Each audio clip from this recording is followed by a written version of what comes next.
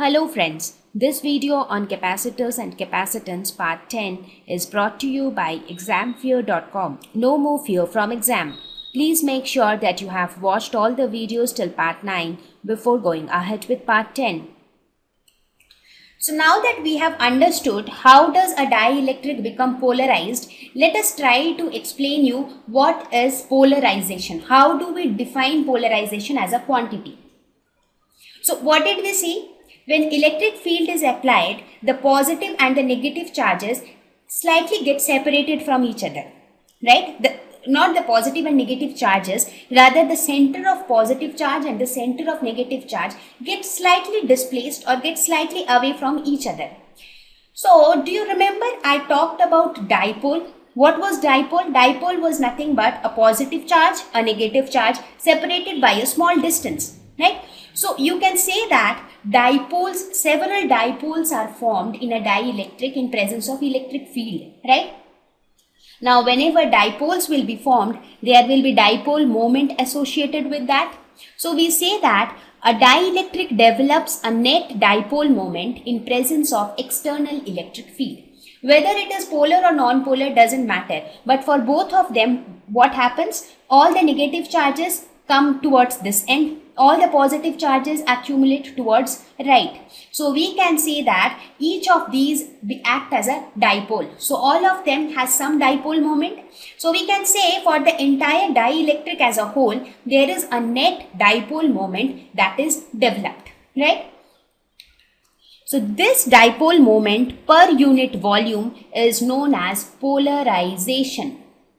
So this is how we define polarization. So when an electric field is applied to a dielectric, the centers of positive and negative charges get separated from each other and a net dipole moment is developed.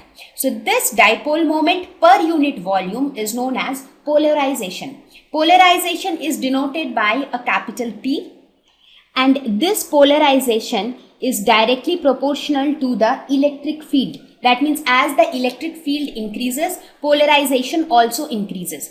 So this is converted, this direct proportionality is converted into an equality, introducing a new constant, that is chi E, which is known as electric susceptibility. So this is again a new term. So electric susceptibility is basically constant for a particular dielectric. So it varies from material to material. It basically tells us how polarization varies with electric field, right? So this is what your polarization is. So a polarized dielectric is equivalent to two charged surfaces with induced surface charge densities sigma p and minus sigma p. See, if you look at this, what do you see? All the negative charges tend to accumulate towards left and all the positive charges tend to accumulate towards right. So we can say that this dielectric, this polarized dielectric is equivalent to two surfaces such that one surface has charge minus sigma p and this surface has charge plus sigma p, right? We can say this. I hope it is clear to you. Okay, so let me quickly review whatever I told till now. A dielectric can be a polar dielectric, can be a non-polar dielectric. But as soon as an electric field is applied, the centers of positive and negative charges get slightly separated from each other. As a result, a net dipole moment is developed. This dipole moment per unit volume is known as polarization.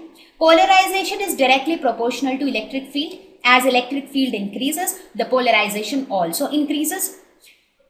So a polarized dielectric is considered equivalent to two surfaces with charges minus sigma p and plus sigma p, right? So this is all we studied so far.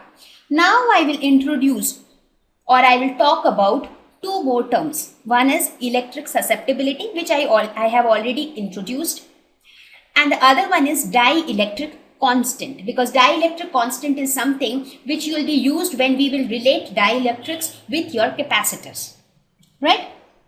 So let us look at it. So now let us look at it mathematically now.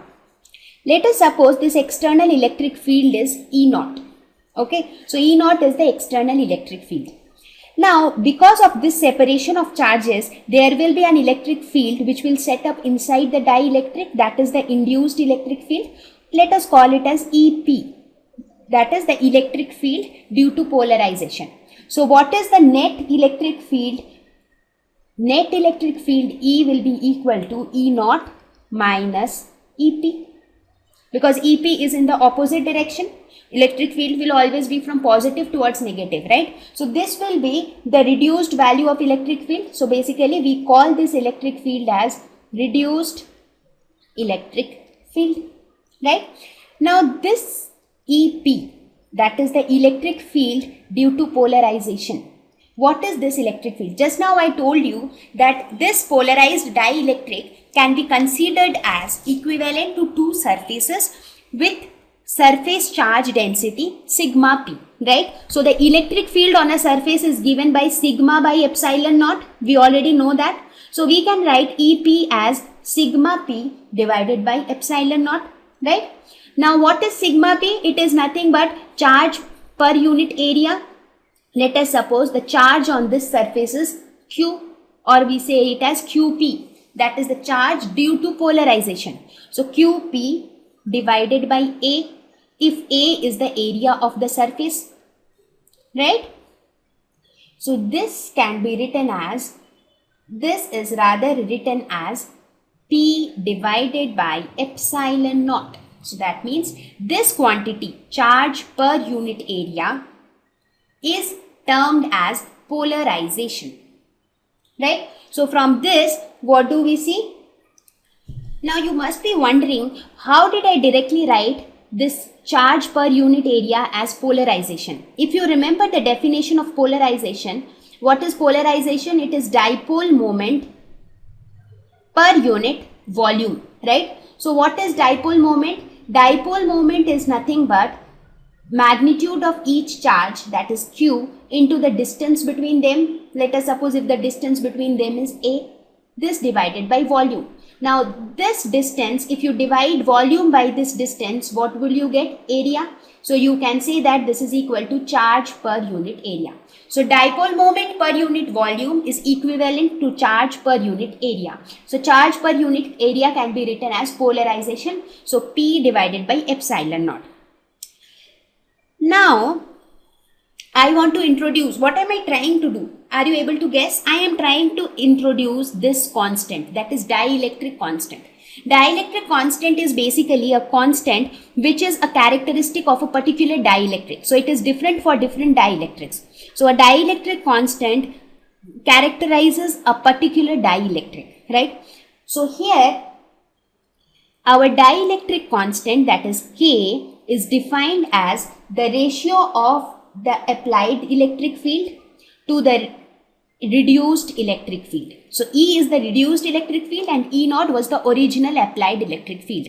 So the ratio of these two is nothing but dielectric constant. Now dielectric constant for a particular material is always constant. So this K is constant for a particular material, but it varies from one material to another. So it becomes a characteristic of a particular material. So dielectric constant tells us the ratio of the original electric field that is applied to the reduced electric field. So the electric field which gets reduced due to the presence of the dielectric, right? So this is our dielectric constant.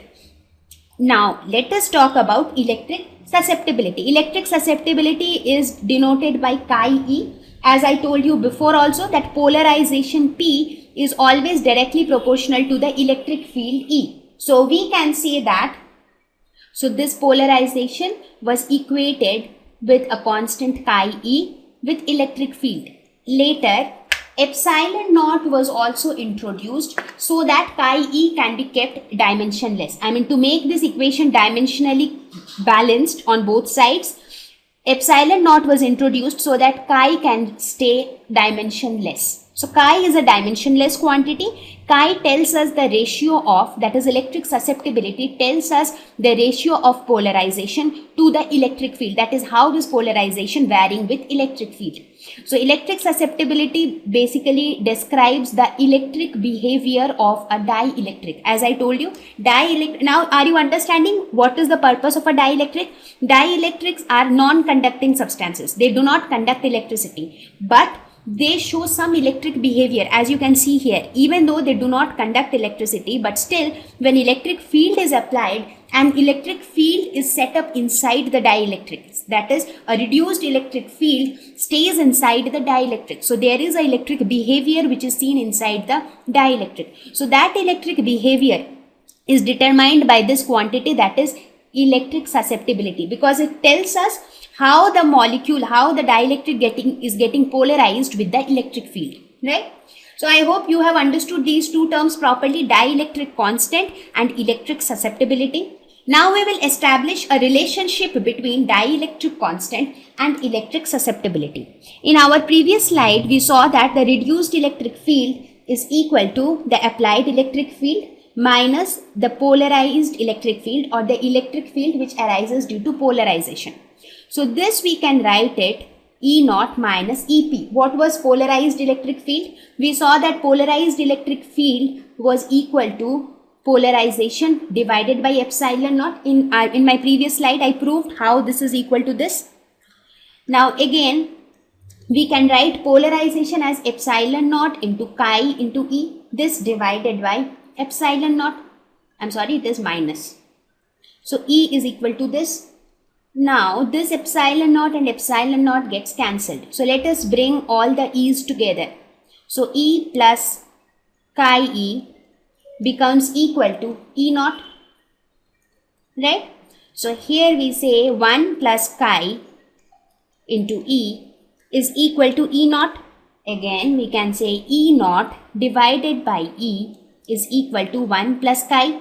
What is E naught divided by E?